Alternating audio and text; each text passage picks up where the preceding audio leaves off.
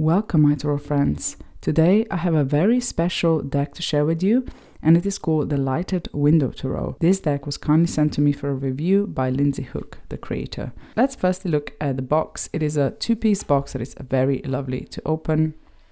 It is not too hard to open, but also not too easy, so the cards are safe inside, if that makes sense. It comes with this amazing little guidebook. It is just very insightful, and one thing that I really appreciate about it is it has so many spreads, as you can see. And some of the spreads are actually created by other people, and she referenced them on the bottom of the page, so that's amazing. And then it goes into Major Arcana, where you get the whole picture, and we get the name of the card, we get some keywords, and then it explains what is happening in the card. And then we have a little message here. And then Lindsay also explains themes and symbols, which is something that I always appreciate in the deck. I didn't show you the beginning. So at the beginning, we have a little introduction. We have table of contents here, which is really cool. A quick intro to tarot, card meanings and how to use it. And then we have the spreads that I showed you. And one thing that I really appreciate is this deck is very special. It is a pip deck, and it was calling to me for a little while. Like, I've seen it around, I've seen the first edition, this is the second edition. I've seen the first edition, and I was like, oh, it's so beautiful and cozy, but it kind of reminded me of another deck that I already have. So I said to myself, oh, maybe I don't need it because I already have a deck that kind of feels the same. And I have to say that once I got this deck and I went through it and I started working with it, I realized it has a completely different voice and energy to any other deck that I have. So I'll talk more about it in a second. But one thing that I wanted to say here is that before we go into the pip cards, the minor arcana cards, Lindsay explains numerology here, and she also explains court cards. So when you look through the cards, you can apply the numerology and then the element to the card that you're looking at in the minor arcana. So that is amazing, because lately pip decks have been calling to me. I feel this is a perfect first deck to transition into pip cards, if that makes sense, because these are pips with feelings, and the guidebook is very well written. That makes a reader who is just starting pips secure in what they're looking at, or what the meaning of the card is, which is amazing. Now, the major arcana are also reimagined, and the guidebook is amazing. Like, some cards, as you will see, for example, this judgment card here is very different. But to me, personally, this deck just feels very, very intuitive. The guidebook is amazing, but I'm going to say that reading with these cards, I basically only looked at a few cards for the meanings because I just wanted to see what the creator intended. But otherwise, the messages in these cards come through very intuitively, and it's just such a gorgeous deck. Like, it's so beautiful. The production of the deck is amazing. So it comes with this beautiful gold matte edging that is just lovely. The cardstock is amazing. Like, it's a bit thicker, but I can riffle shuffle it, but it overhand shuffles really well. And I'll show this all at the end because I have the cards in order, because I want to walk you through all of them and share my insights and how I see them in the moment in time. That's another thing. Like, these cards could represent something to you when you are looking at them today, and something else when you're looking at them tomorrow. So what I'm going to do now is I'm going to walk you through the cards, firstly through the majors and then through the minors in their numbers. As you can see, these cards are color coded as well, and that's another thing that I adore about this deck. Lately, I've been really drawn to decks that are color coded because I like to see the elemental impact in every reading. So let's go through the majors first. So let's start with the Fool. Oh, the cards are matte with a little bit of a sheen, if you can see. But I wanted to say this because personally, I like to know what the cardstock is of the deck, because often what happens to me is if I don't like the cardstock, I will not use the deck, unfortunately. This cardstock is amazing, top notch, the best quality you can imagine. It's the same, I think it's the same cardstock as the Star Seeker Oracle, I would say. And maybe even the Gentle Tarot, the first edition. Very similar feel to the cards. Anyhow, where were we? Yes, let's start. The Fool. So here in the Fool, we have a person embarking on the journey. they have their staff, which is very interesting, which gives me the sense that this Fool is actually more mature than perhaps the Fool we usually see in the Fool cards. I love that we have some trees that are bare, and I love that we have some trees that are full of leaves and some that they have the leaves that are starting. So that tells me about the cyclical nature of life, which is really cool. I love that we have that glowing sun there, but it could also be something else, right? Because it's not necessarily sun. What if it's an orb? What if it's a UFO? Probably not, but that's how I see it personally, right? So that again gives you that feeling of, oh, something that is in front of us, we can kind of see it but not really, but we want to explore it, right? I love that we have these beautiful blossoming flowers here. And let's peek into the guidebook what these flowers are, because I'm sure that it says in the guidebook what it is. So we have wild rose, life, resilience, positive energy, and optimism. We have dawn, coming into being, clarity, beginning again. And we have horizon, which represents hopes, dreams, adventures, and change. So isn't that beautiful? It has a very autumny feel to me, this deck. Very comfy, very cozy. I think the first word that come to mind when I saw this deck for the first time was cozy. And look at these gorgeous backs. Aren't they just divine? I love them. They're a bit different than the first edition, but I actually prefer the second edition backs. Okay, and here we have the Magician. Very simple, right? We have a hand up, the hand that's pointing up, the hand that's pointing down. I love that we have this shadow type of aspect here, which, I don't know, it feels like a flow of energy. We have the elements that we see in the Minor Arcana as well. And we have, is that Echinacea? It doesn't say that it's Echinacea, but I think it is. And Echinacea, it's a very healing plant. And I feel like it is something that Magician would use, you know. What I love about this deck is that we have cups. The cups are actually like teacups, which is really cute. Okay, and here we have our High Priestess. And I love how this High Priestess is in a setting at home. There's loads of books around the window, and she's connecting to the moon energy, which I really like. I like her. Is that like a night dress that she's wearing with stars? The tree that is going through the window here is actually the pomegranate tree, which is really cool because we get the symbology. I love that we have this dimmed lights around her as well. And because it's dimmed, it kind of feels like she's not revealing everything, right? Which the High Priestess is about. It's about that secret knowledge, the secret things that lurk within us that we choose to see or not to see, if that makes sense. Let's look for the High Priestess, actually, the guidebook. Here, if you want to read it for yourself. So it says, inward focus, intuition, mystery, authentic self, shadow work. Also known as the Witch card, the High Priestess is all about balance, duality, and ritual. The balance between light and dark, and the ability to know and accept both. The guardian to the unconscious realm, utilizing intuition, spiritual practices, knowledge of history, and self-reflection to become an unshakable source of strength. Oh, I love that. An invitation to lean into your rituals, reflect and turn inwards. This is a time of growth and to come into your higher self. That's another thing that I always read about the High Priestess. It's not just intuition, it's connecting to your higher self and speaking to your higher self. I think that's why it's called High Priestess, because high self, right? Okay, and then we have themes and symbols. We have books, knowledge, memory, ancestry, divine wisdom, the moon, natural cycles, subconscious, and pomegranates, Persephone, the balance of dark and light, abundance, and fertility. So you see, the symbolism is there. It might not be in your face, but it's there. The Empress. Isn't she just divine? Really relaxed. Really confident as well, you know. I really like that she's confident. She has a rabbit there, you know, fertility. She's not pregnant, like we see, or they, because we can't really see the gender here as well. So this could be any gender, which I really appreciate as well. So this person here is not pregnant. They feel like a boss, you know, which is really cool because the Empress should be the boss as well. Like often we just read it as mother archetype, right? Or creativity or creation, but she's also a boss. So yeah, I really like that. And the abundance of flowers, of nature. I love that we have pink sky because that to me speaks about the Venus energy, right? That is connected to this card.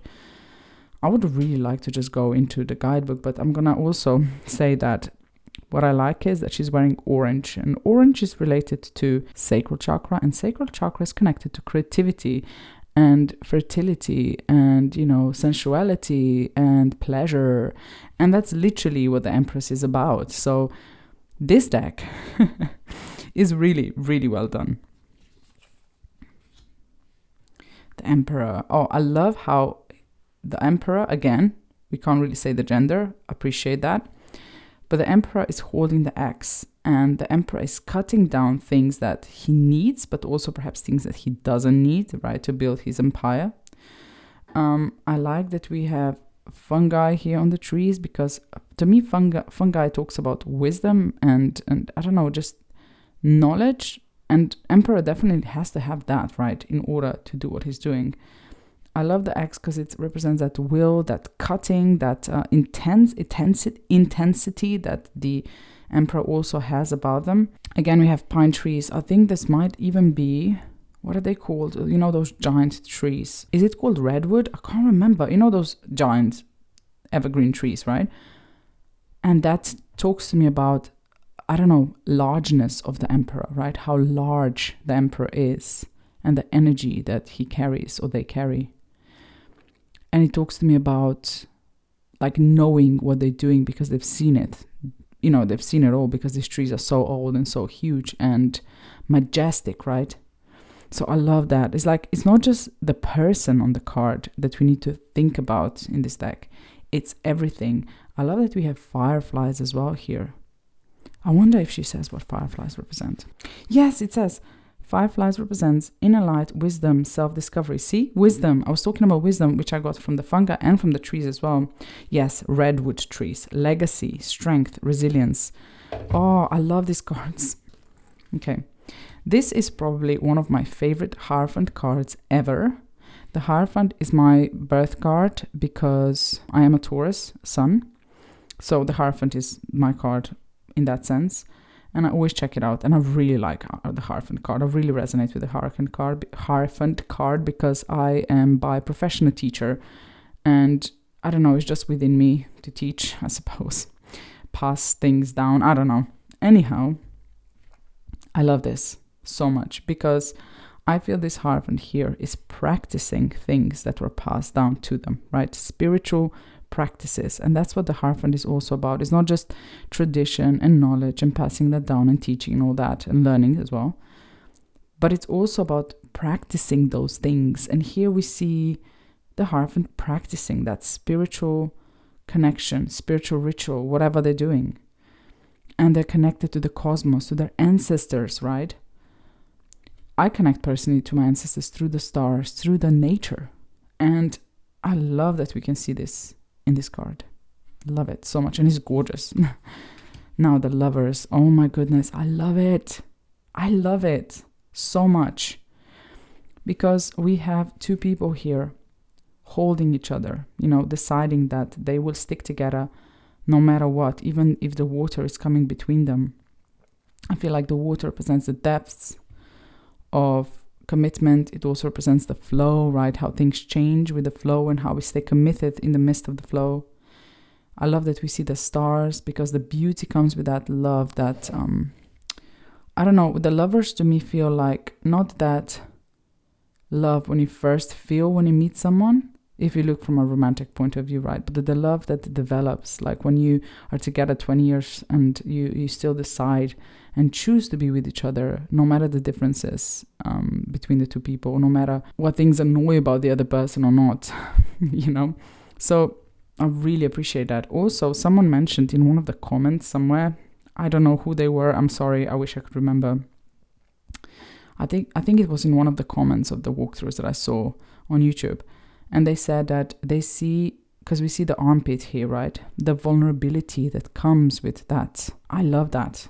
Isn't that such a great input? Oh, in the guidebook, she also says that seaweed in sea forest represents the unconscious, resistance to embracing your authentic self, hidden depths. Ooh, of course, with the Lover's card, it's not always about relationships and things outside of us. It's also within us. So that's really cool. The Chariot. Oh, love this. This card is so amazing because it's like with the Chariot is the will, right? The will, your will is tested, basically. The Chariot, lots of people read it as victorious card, but actually I personally read it as, yeah, challenges are coming your way and they will test your will. And if you really want something, you will be victorious, because it's kind of like the final, well, not the final, but one of the challenges that you have to go through, you know, to understand if what you're doing is really what you want to do, if that makes sense. Because sevens are all about that, let's be honest, if you look at the pip cards as well. Anyhow, so here you have a boat.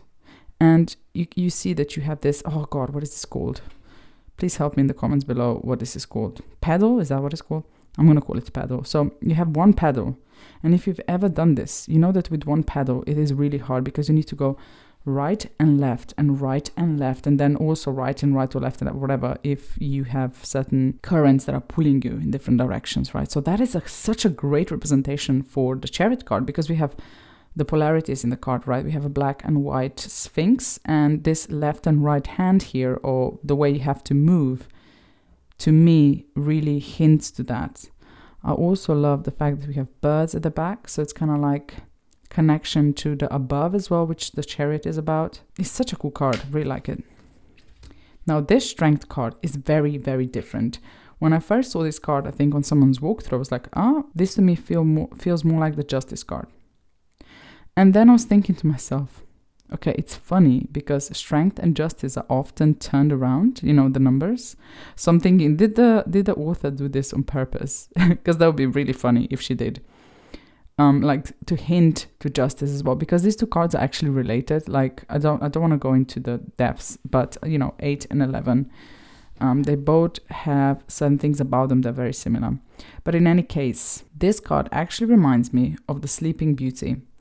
And I imagine the Sleeping Beauty being in that castle, and basically we, as the viewer of this sword, are here to pick it up and to fight our way through the thorns and whatever to that princess inside, right? And that, to me, speaks about that strength card that we usually see, right? Because you need to be strong and determined, and life challenges you. It's something new, right? Because it's the new cycle with the 8. If you look at the 7s in a row. I also love that we have the orange flowers, which are the same color as the line in the Strength card in the Rider-Waite-Smith deck, which I find very interesting. We also have the full moon there. So the full moon to me suggests that we need to face our fears, right? In the Strength card. So there are many things you can read into, even though it doesn't appear like the traditional Strength card the second you see it. Also, you need to have, with the sword in your hand, I think it can quickly go into your head that you hold lots of power in your hands. You know, ego can go into your head kind of thing. And that to me, again, speaks about that Leo that is connected to this card. Leo aspect as well, right? So you need to be humble with the sword. There's so much you can read into these cards. It's amazing. This deck is really, really great. The Hermit. Isn't this Hermit just magical? I love how this person has their lantern. And they discover this magical place where they're going to calm and just be, you know. And interesting how we have black and white trees here, which talks about that duality. Perhaps the duality that we need to explore within us. And let me just look at what it says, because I'm so curious what she said. Oh, and we see that we have fungi here, which talks about mutability, enlightenment, and rebirth. And we have chamomile. So all the flowers that we see have meaning, right? They are not just pretty, cute looking flowers, the actual species of flowers. So chamomile here represents rest, peace, and calmness. Oh, and this is dusk we saw. So the return of the darkness, quiet, entering the subconscious. So dusk, right? So it's just the evening, right? It's just before it gets dark, which is really cool. This Wheel of Fortune is very pagan-y and witchy, and I really appreciate it. It also stands out when you have cards out. It stands out from the major arcana cards, which I do appreciate as well, because if you look at the Rider-Waite-Smith deck, that Wheel of Fortune also stands out. Like, it's right there staring at you, you know? Oh, and we have the different seasons represented. So this is spring, this is summer, autumn, and this is winter, because we have holly here. Oh, how cool. Justice. So here we have scales, right? We have books. Like learning about things, learning all the sides of the story. We have a candle, which tells me that you need to take time to learn everything and not to judge and jump to conclusions, if you think about, you know, justice. and just believing one side of the story, looking at one side of the story or whatever. I love that we have stars here as well, which is interesting. I love that they're blue, because the blue I connect to the throat chakra, and throat chakra is, if I had to connect one chakra to this card, justice, it would be throat chakra, because it's listening, it's about communication, clear communication, honesty as well. So that is really cool. We have vessels here as well, and the vessels represent energetic limitations, boundaries, and fulfillment. How cool is that, right? That is really interesting. Limitations, what can you take on? Emotional fulfillment. This deck is very deep and very layered, and you can go in so many directions with these cards, and that's something that I really like about it. It's like the majors are really, really deep and potent, while the majors then, on the other hand, are much lighter. But I feel like it's a perfect combination, because when you have them in spread, the balance between the heaviness of messages of the majors and the simplicity and clarity from the minors makes a perfect whole. Does that make sense? Anyhow, we are at the Hanged One. It's a Hanged One, which I really appreciate. I love that we have fungi again. I love that we have the full moon. It's like the person fell into these vines here and they're stuck. And I like that it's a full moon, because in the Hanged One, the situation is not comfortable, right? But also the moon causes the anxieties, the fears coming to the surface. And that is perfect for the Hanged One. This is one of the most beautiful death cards ever. I love that we have mushrooms. I love that, because we know mushroom transformation and all that, growing from they grow from, I don't know, things that are falling apart, right? I love that we have the skull. And I love that we have what is this called? Is it waning, waxing? I never know which moon it is, but it's the one that is before the new moon. So it's kind of like going through that transformation. You're not there yet, but you're going through that transformation. You're at the other side of it, if that makes sense. I hope I'm making sense here. And I love that we have the brown leaves here as well, because that talks to me about autumn, and I connect autumn to Death Guard. Death Guard is related to Scorpio, which is, of course, an autumn sign, right? So that makes sense. And then we have Temperance. I love her hair floating. That's that magical part that we usually see in the Temperance card, is the water flowing between the two cups. It flows in a magical way, right? It's not flowing down like it should, physics, like wise, but it's magically flowing. To me, the Temperance card is obviously about balance. It's about not going to any extremes. It's about tempering, obviously. But to me, balance is unbalanced. To me, Temperance is also the alchemical card, right? If the Magician is the one that is envisioning things, then the Temperance is actually the one doing the things, right? Alchemically, right? For the perfect potion, right, to work, you need to make sure that the measurements are right, and that would be Temperance. And I love how she's like touching this water here, and it feels like she's turning it into something else. Love that we have frogs and fish here as well. And the castle at the back is very interesting. I really like this. I'm curious what she says about this card. Okay, I'm going to read you because it's interesting. Alchemy. See, the first word is alchemy. Like I said, transformation, healing, new paths, alignment. I love that. Temperance is the choice and the paths taken that determine your reality. There's also a big theme of alchemy in terms of blending and combining diverse elements in your life to create something new. It is also healing and knowing yourself and making the decisions that align with your best self and higher purpose. An invitation to take a moment to stabilize the energy and realign after experiencing growth or major changes, which is perfect because it comes after Death card.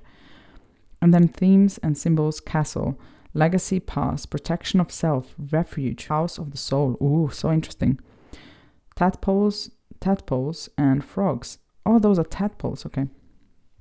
I see them. Transformation, unconscious psyche, water element. And then we have pathway, journeys, choices, fate, crossroads.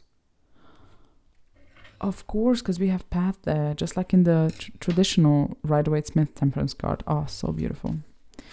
The devil. I love this. I love that we have the mirror for the devil, because we need to face ourselves, really, in the devil, and look at ourselves and our behaviors and our habits, and if they're healthy, and what binds us, right? I love this. It's beautiful. It's perfect. The Tower card. Oh, yeah, it's good. I like how this person is holding a torch here, and how we have waves on the bottom and the clouds. And here we can see in the corner, you can actually see the sky with a little star there, which is really cool. It's kind of like hinting to the star card after the tower happens, right? And this star card, the first thing that came to my mind when I saw this card was comfort, right? And I was thinking, oh, comfort. And of course, comfort is what we desire after the turbulence of the tower, right? That makes total sense.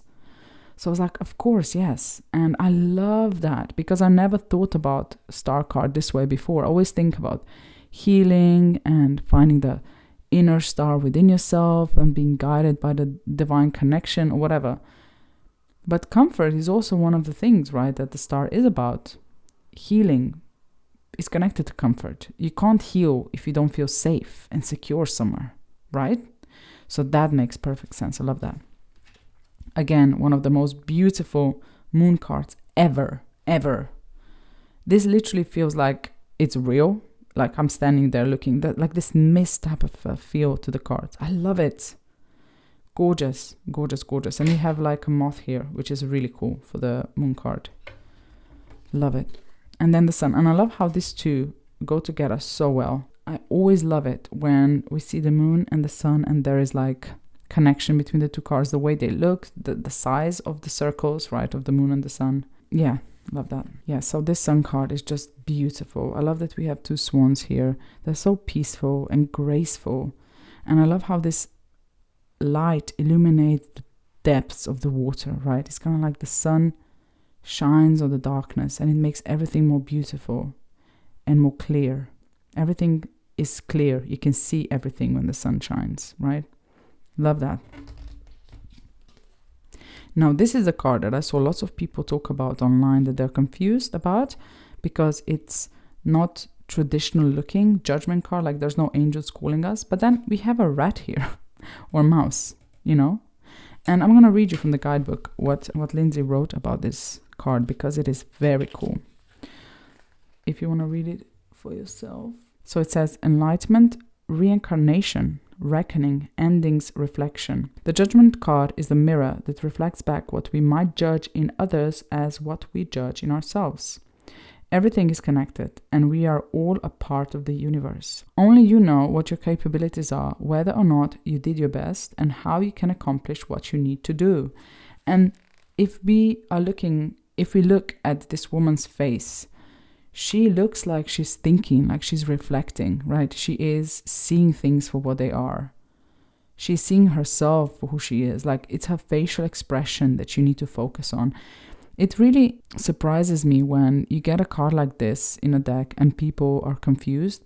Because if you look at the deck like Tarot of the Hidden Realms, all the cards look like this, right? They all have a person with a facial expression on them and you should read into that. So yeah, I feel like people sometimes should be just a bit more open and think, okay, if this doesn't have the symbolism that I'm used to, what in the card speaks to me? And then we have little fungi here. Mushrooms, right? And mushrooms represent inner strength, rebirth, and change, which of course is to do with the judgment card as well. Because you are going to huge transformation. It's usually in higher realms. It's more spiritual than physical or than more earthly related things. Is more to do with your consciousness and your higher self, but still, right, it is transformation nevertheless.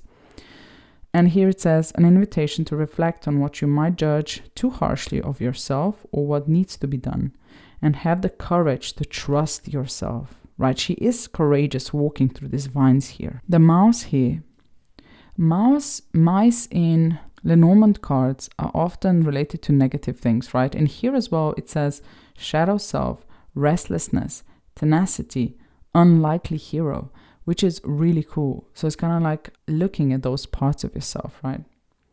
And then we have roots and vines, restraints, restricting ourselves, connection to the whole.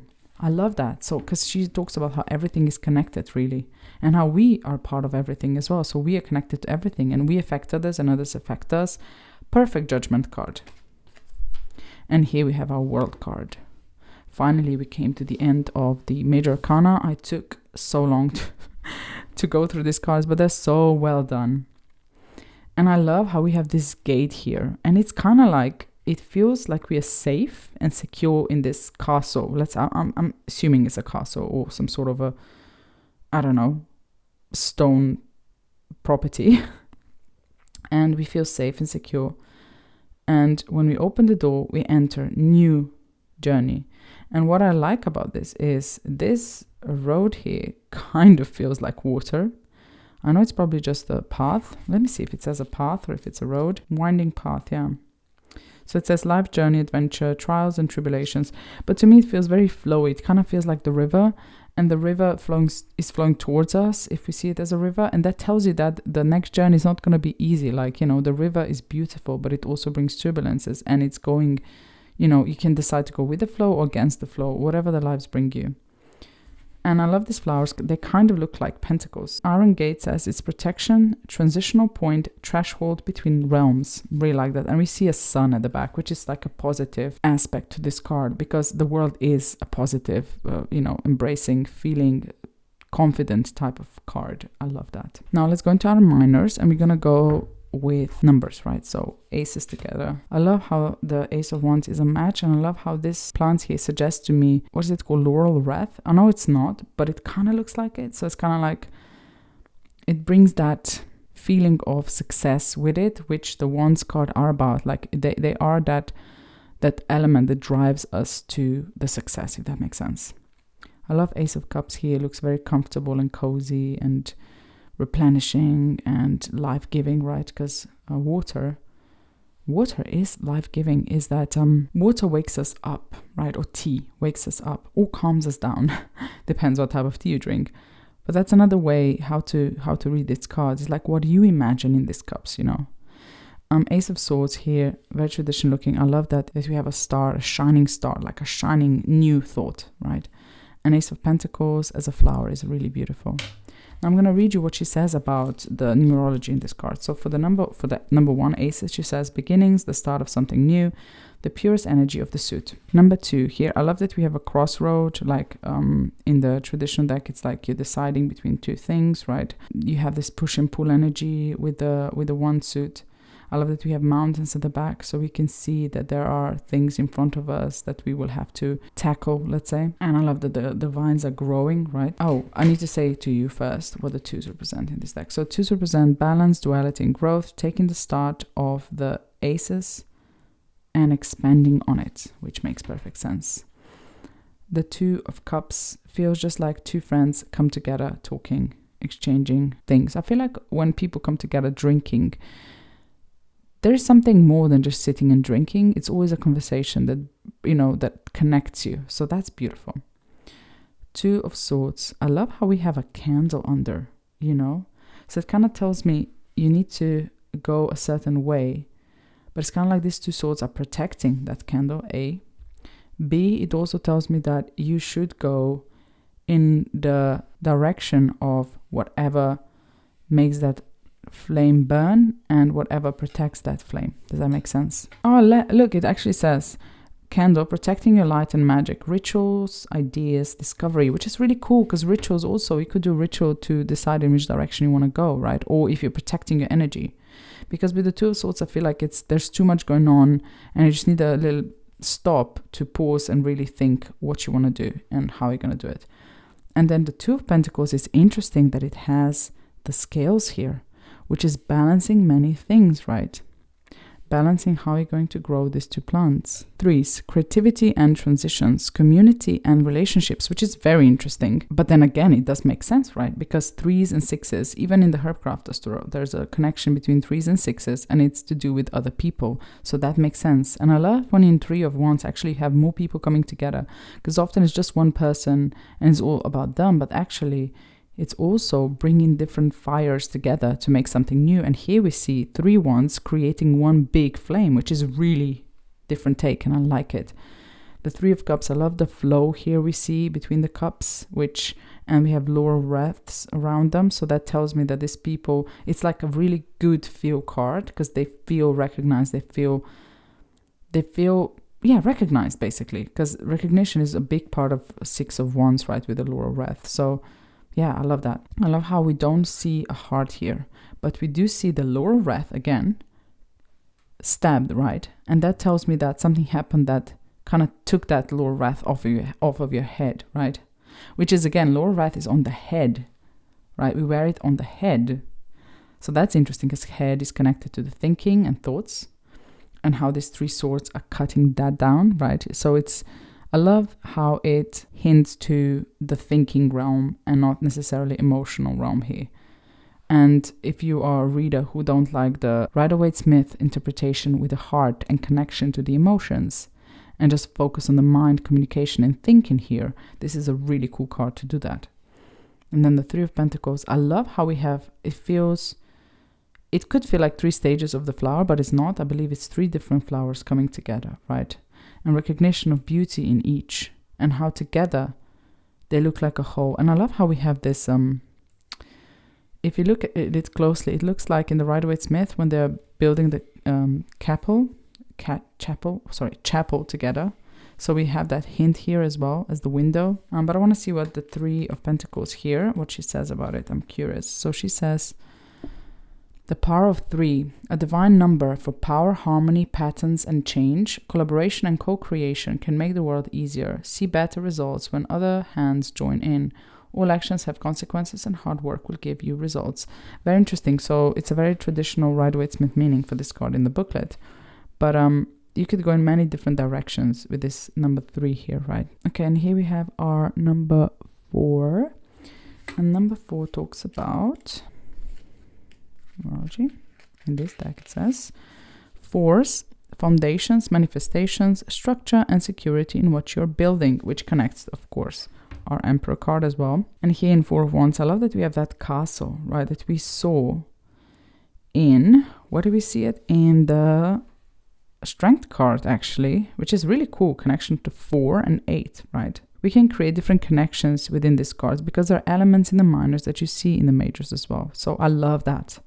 But yeah, that stability foundation comes through in this one.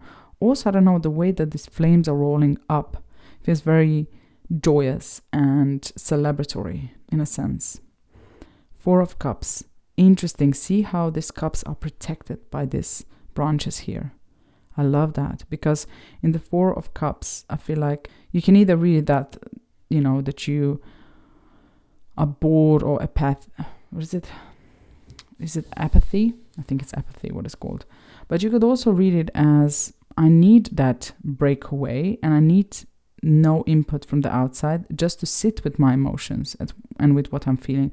What I also find interesting is that these 3 cups here, the steam is not coming out of them. So you can read it in so many different ways, right? Because we have that 3-1 suggestion that we see in the Rider-Waite-Smith too. So that is really cool. And I love how we have the crescent moon here. So it's like the ending just before the new moon. Or is it new moon already? I'm pretty sure the new moon is this way. Yeah, it's the crescent moon just before the new moon. So that is also really cool. It's kind of like at the end of that process, but you just need that break before you can take on or in more, if that makes sense. This Four of Swords is really cool. I love that we have candles again. With all the candles in the swords is really awesome as well, because some people read swords as fire. I don't, but you could implement that because there are candles here. But again, the candles probably talk about the ritual, right? The spiritual, I suppose, ritual where you protect your energy. And I love how these 3 swords are held here by these vines again. So it's kind of like protecting you, putting them away, and you're sitting with one thought at a time. Like you could read in so many things in these cards, even though they're just pips, right? But also the 2 are pointing up, 1 is pointing down, 1 is pointing that way. Like you can read directionally as well, which I really appreciate. This 4 pentacles being stacked, I think it's called stacked, one upon each other is a perfect representation of 4 pentacles to me, because if you put one more up, is going to fall down. And also I feel like they are not going to be stable for a very long time, you know, because they are round and they're going to start rolling over and fall over at some point. So I really like that. And interesting that we have 2 different colored flowers here. And here we have our 5s. Let's see what she says about the 5s. Because with numerology as well, it can be read in different ways, right? I mean, mostly similarly, but some like 3s are a little bit different here. Like you had community and relationships, which a lot of people don't connect with 3s. They would connect that with 6s or with 2s, right? Okay, so change, conflict, breakthroughs, a necessary opportunity for growth. I like that. So here we had like 4 ones that are standing up, and then the 5th one is just coming through and breaking that stability basically, right? Which is really cool. I like that. The 5 of Cups, we have 3 broken cups and we have 2 they're not, right? Which is really cool. We have the full moon as well, like facing the shadow, the darkness, which is really, really nice. And the flow of water, I like that. And he is leaking water, right? So these cups were not no good anymore, right? That's another thing. Those cups are broken, therefore they're not good for use anymore. So you should leave them behind because they're not going to serve you in the future. So that's really cool. The 5 of Swords. That is so interesting. Look at these 2 swords are like all entangled in vines, and these 3 swords here, kind of look victorious, which is very interesting, right? I want to see in the guidebook what she says about the 5 of Swords. So just to show you, the minus in the guidebook look like this. So she says, conflict, falling out, pivotal change, strain. Find the balance between creating a foundation for your belief system and being flexible enough to keep growing. Be wary of limiting beliefs and be open to new perspectives. I like that because the 3 talks about growth and foundation in a sense, right? Because the 3 is more stable than 2. And then the 2 talks about the flexibility. So you can combine 3 and 2 numerologically together as well, which is really, really nice, really neat. And then a 5 of Pentacles, here we have like some flowers that are like dying off, and that is really cool. But we also have the ones they're blossoming, right? So it's a really neat representation of the 5 of Pentacles, which is usually connected to lack and to feeling miserable because you don't have things that you want to have. 6s. So let's see what she says about 6s. I love how in the Pentacles here we have blossoming flowers, and I'm sure these flowers are specific flowers, but let's just look at 6s. It says harmony, balance, cooperation, and healing. Love that. I love how the 6 wands here create kind of like a pathway for you to walk through. I love it. And I love how balanced it is as well, this card. This 6 of Cups is amazing. You might just look at it and be like, oh, it's just 6 cups. Yes, but they're, first of all, they're like very similarly balanced than the 6 of Wands. But these vines connect the cups, A, B. They create kind of like flow through the cups, which is like a really lovely way of talking about that emotional flow and harmony in the 6 of Cups. Another thing that I really like is that they're all different, right? So it's kind of like beauty in the diversity of feelings that you have. It also talks about, to me, about the path, right? Life's journey, and that takes you back, right? From the beginning, the beginning and where you are right now. So looking back. So I love the 6 of Cups so much. This 6 of Swords is really cool. It's really cool because directions, right? The star here, which to me talks about the guiding star, A, that guides you to where you want to be. And this sword here is pointing to the starry sky.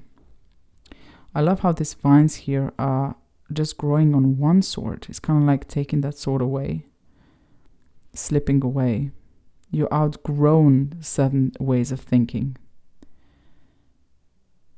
It also talks about resilience of mind, like to me, because kind of like this 4 here, the 4 is number of structure, right? The way you were solid in your thinking before, but then this one comes through and it's like, no, this is not the way I want to see things or perceive things. Or I see things for what they really truly are now. Like you could go in so many directions with this. I love it.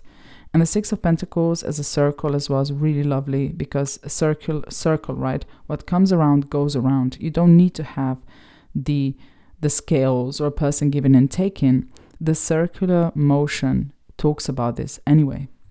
And I just want to check if these are specific flowers because I'm curious. Okay, so she just says that this is a wrath, interconnectedness, weaving the threads of life, holding each other up. That's lovely. Here we have our sevens. Sevens are usually my favorite cards in tarot. And these ones do not disappoint. I love these. They're so good.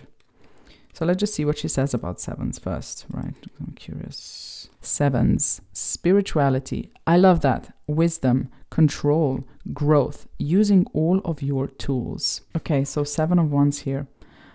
I love how we have this wand that is separated from the other ones. And her flame, or I say her, their flame, the wand's flame, is as big as the flame of this 6 together, basically.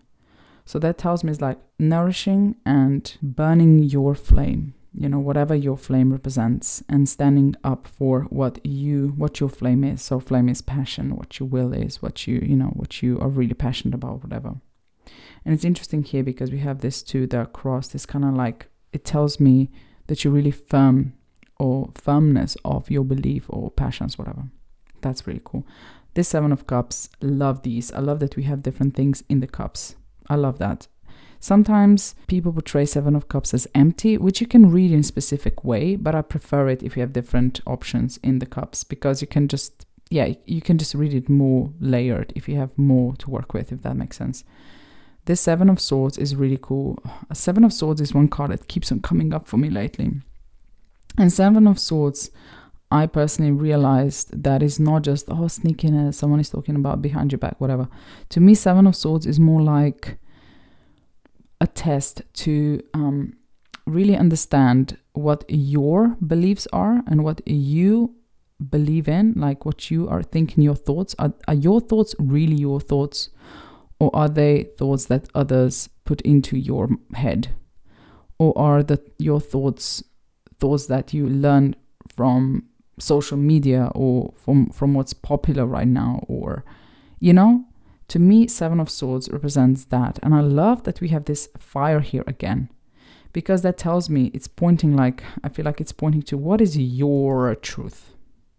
Are you living through your truth, or are you living through the truth of others? I hope that makes sense. And then 7 of Pentacles here. I love how we have this flowers pointing down, which tells me there's potential for them to blossom, right? But they're not there yet. But we do have one blossom here blossoming. So this is, again, I love it. I love 7 of Pentacles here, because 7 of Pentacles is about looking at the situation and adjusting the situation and thinking what works and what doesn't work. Also, you've put in a lot of work already, right? The flower has grown. You've been nourishing it. You've been watering it. The sun has been shining on it, etc., etc. But at this point in time, what needs to be done for it to come to its fullest potential? Does that make sense? Do you need to move it into the sun? Do you need to move it away in the shade?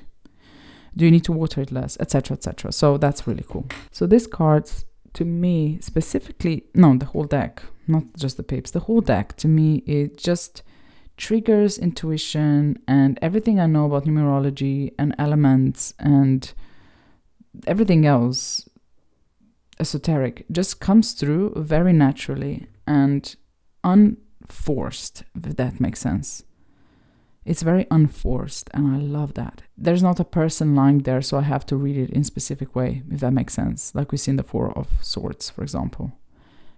You can actually read way more openly, and you have way more interpretations in the pip cards, especially if they are portrayed in this way, where it kind of hints in what it could mean. I am in love with this deck, if it's not obvious. It's so good. So 8 of Wands here. Let's see what she says about the 8s. And I'm sorry, I always say she. When I say she, I mean Lindsay. So Lindsay says about 8s, mastery and manifestation, hard work and transformation. Yes, so 8 of Wands here. I love how we see this domino effect, which is really cool. I love how you could also read it as like lots is happening, lots of energy, flow. Also have this vine. It kind of feels like they're going this way, but vine or plant is growing up.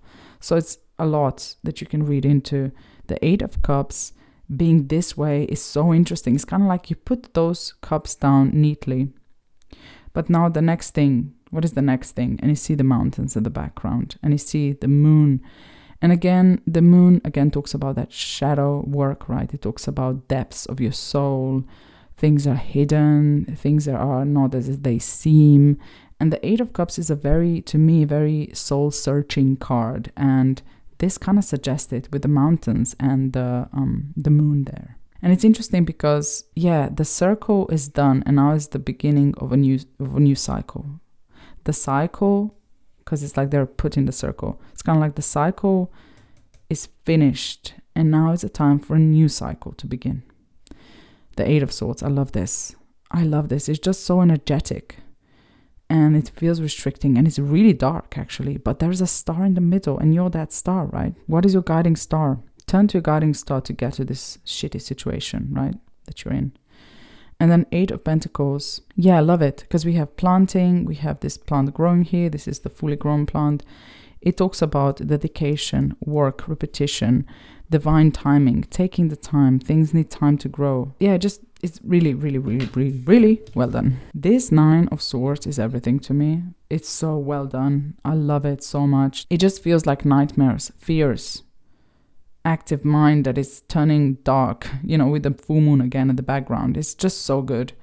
I love this Nine of Cups with the shining stars, and everything looks very fulfilling and happy and uplifting.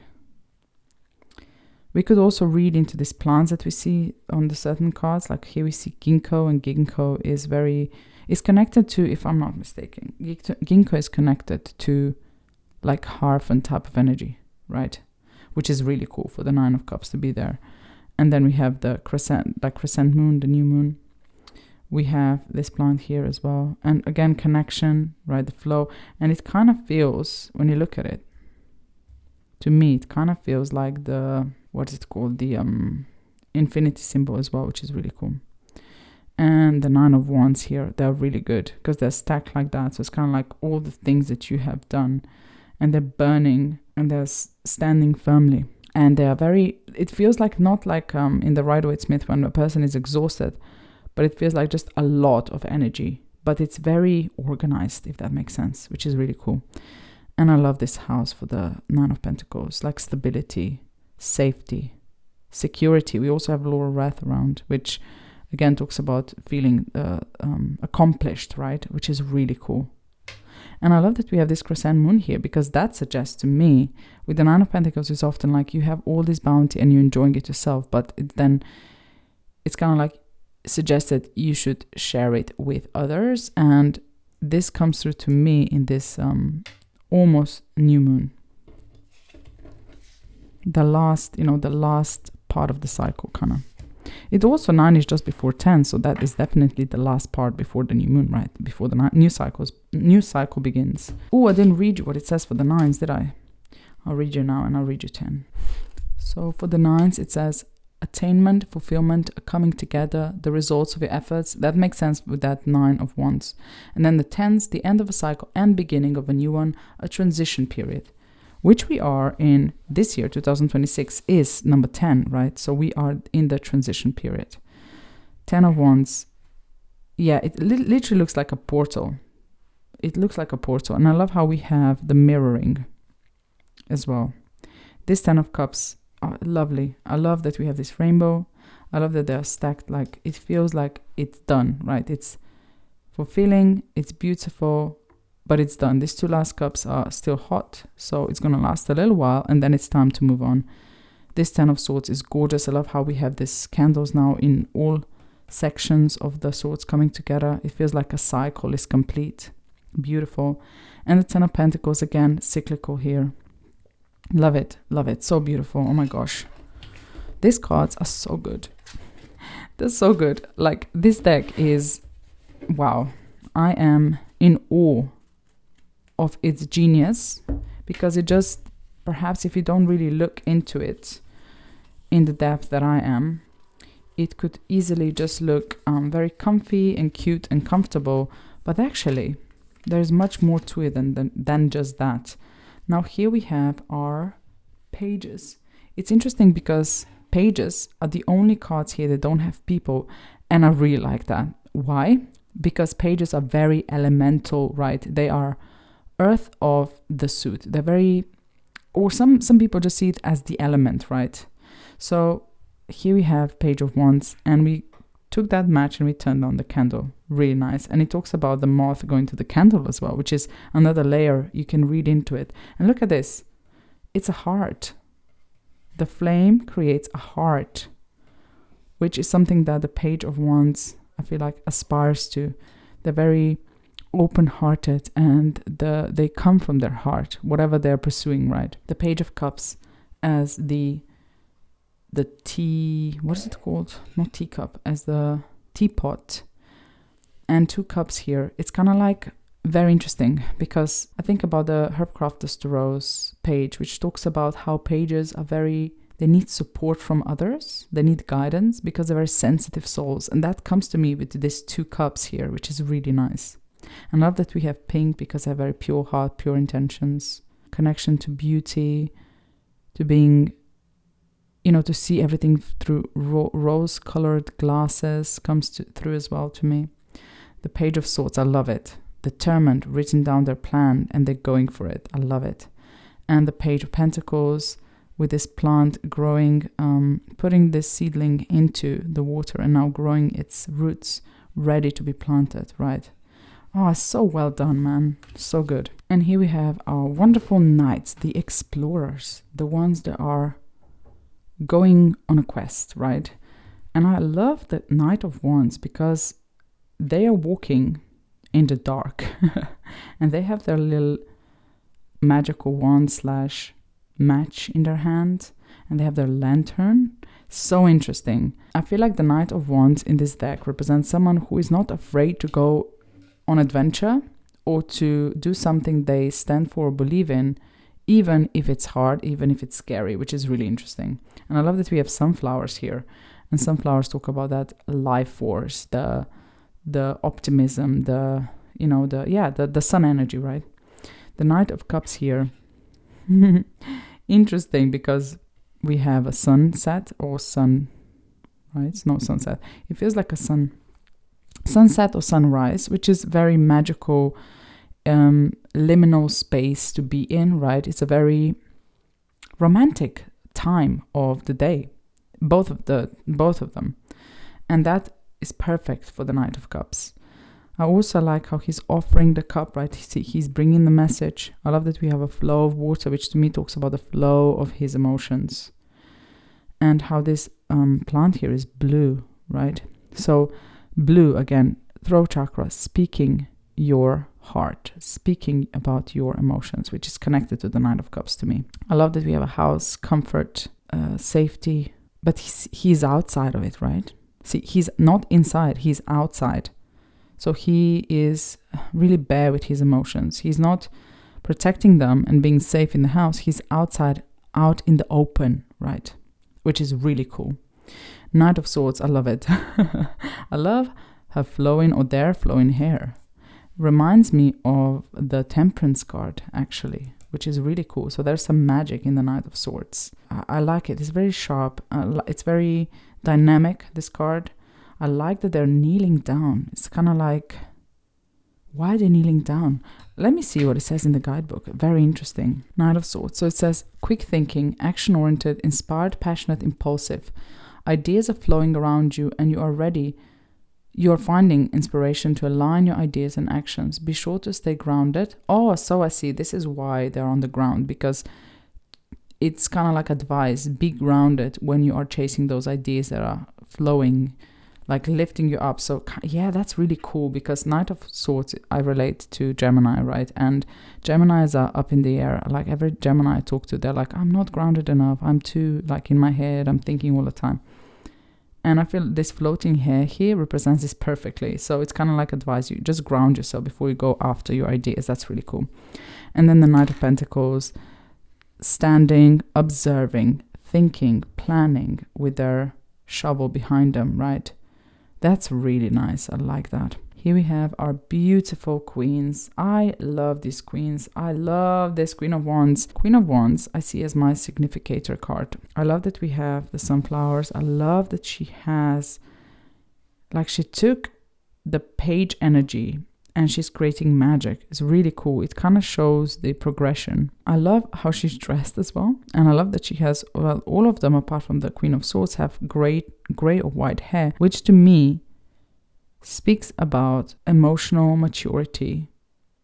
And I say emotional because the queens are related to water, right? So they're emotionally mature. This Queen of Cups has like an altar at the back, which is really cool. She's sipping her tea, her herbal tea. In my head, it's an herbal tea. And also we see a star around her neck, which talks about connection to the celestial realm. Also, she, the Queen of Wands, looks like a witch to me, which is really cool because I see that as a witch card. The Queen of Swords, I love her. I love that it's a bit dark because the Queen of Swords is often seen as someone who's been through quite a lot, and they have that discernment and clarity and knowing what they want, and, you know, being very unapologetically themselves because of that, because they've been through so much that they know that what others think don't matter, right? Not really. When it comes to you personally, like it doesn't matter what they think of you. That's what I meant.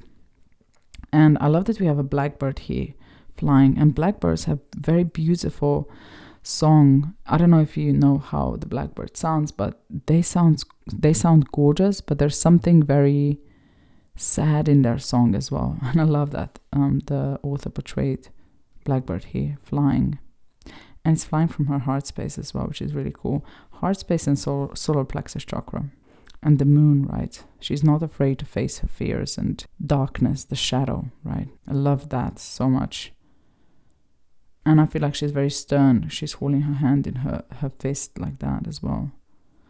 And the Queen of Pentacles just feels approachable, feels like someone who is caring and looks after others, I'm gonna say. And she's very connected to nature and very calm and peaceful and grounded.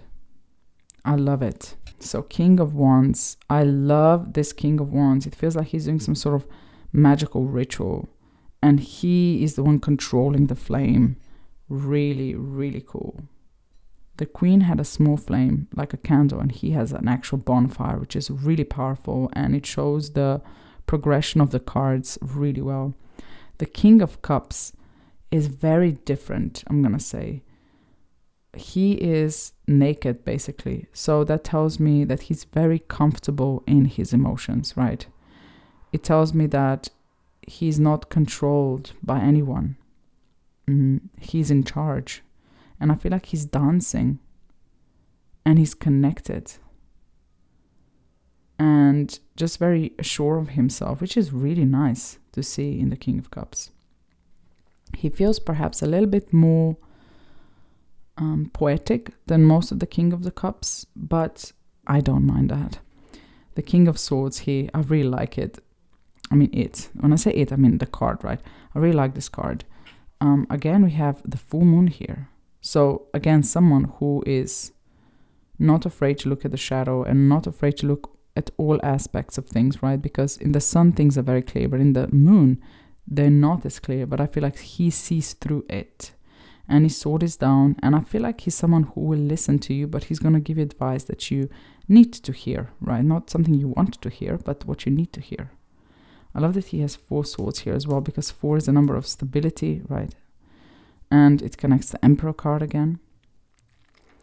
So that's really cool. And then the King of Pentacles is very far away, and it kind of, this card shows the abundance that he has created. Not just him, but everything he has created. And I feel like because of that, I feel like he feels like he is everything that he created, you know? Does that make sense? And I love how the sun is shining and his castle and the flowers and the pentacles. So like he paved his, like the road was paved by him. So he has done the work to get where he is. Love that. Okay, so what I'm going to do now is I'm going to show you how this deck shuffles, and then I'm going to just pull a card or two to read for you. So let me see. Overhand, it shuffles really beautifully, as you can see. Why is this focusing? With no problem.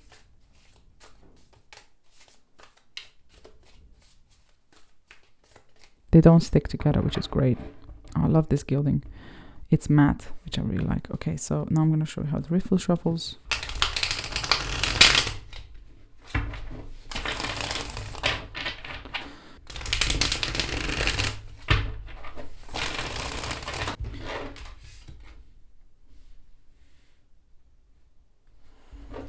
So these two cards flew out when I was riffle shuffling, and I'm just going to read them for you because they wanted to come out, so I'm going to read them.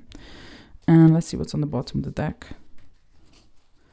Oh, the Knight of Wands. Nice. Okay, so the Knight of Wands. So I feel like we are on a quest, and it might be a bit scary, might be something new, a new venture, and we need to find that bravery within us.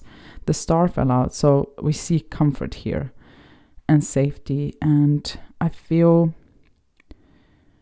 perhaps we are waiting.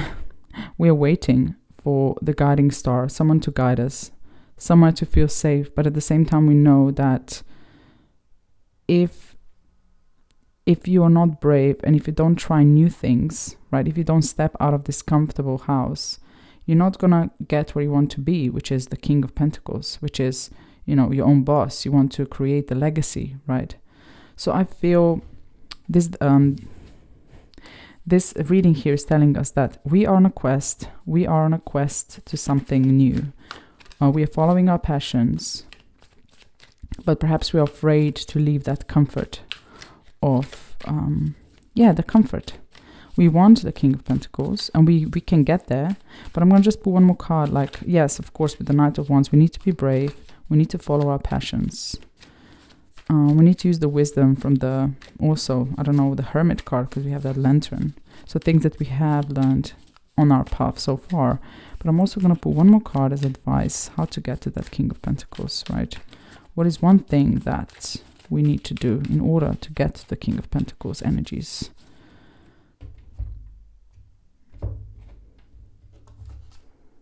Oh, Page of Pentacles. So we need to, Page of Pentacles, right? We need to stay open-minded, but we need to also not just rush into things, but plan things out. Take our time, not being afraid to make mistakes. Think about exactly what we want to create, and then one step at a time, starting at the very beginning, at the very bottom. Here we can see the plant is growing its roots, right? So rooting ourselves into what we like, rooting ourselves into us, if that makes sense. Like, what do you really want to create? What is your legacy? Where do you want to get? And then starting at the very beginning, one step at a time. It also tells me that processes can't be rushed, right? The King of Pentacles took a very long time to get where he is. So Page of Pentacles here tells you that you're not going to get everything overnight. It's going to take some time to get there. But if you have dedication, if you have the wish, if you have open mind, if you're not afraid to fail sometimes and learn from your mistakes, you will get where you desire to be.